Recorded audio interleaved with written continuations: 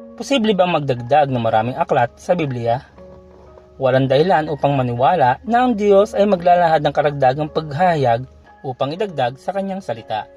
Ang Biblia ay nagsisimula sa pinakasimula ng sangkatauhan, Genesis, at nagtatapos sa katapusan ng sangkatauhan gaya ng alam natin, pahayag.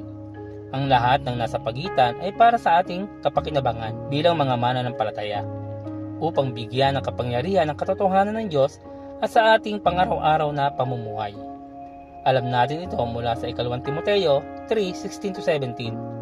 Ang lahat ng kasulatan ay kinasiyahan ng Diyos at kapakipakinabang sa pagtuturo ng katotohanan, sa pagsaway sa kamalian, sa pagtutuwid sa likong gawain, at sa pagsasanay para sa matuwid na pamumuhay, upang ang lingkod ng Diyos ay maging ganap at handa sa lahat ng mabubuting gawain.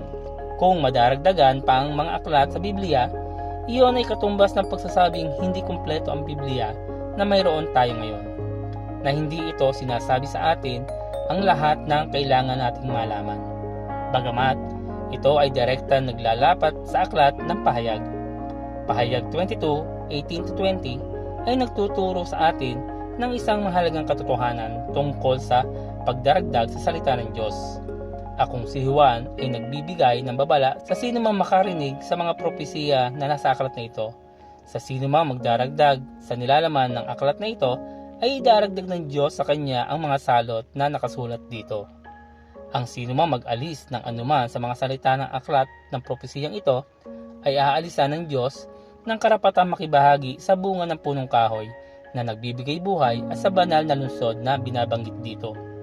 Mayroon tayong lahat ng kailangan natin sa kasalukuyang 66 na aklat ng Biblia. Walang kahit isang sitwasyon sa buhay na hindi matutugunan ng banal na kasulatan. Kung ano ang sinimulan sa Genesis ay nakakahanap ng konklusyon sa pahayag.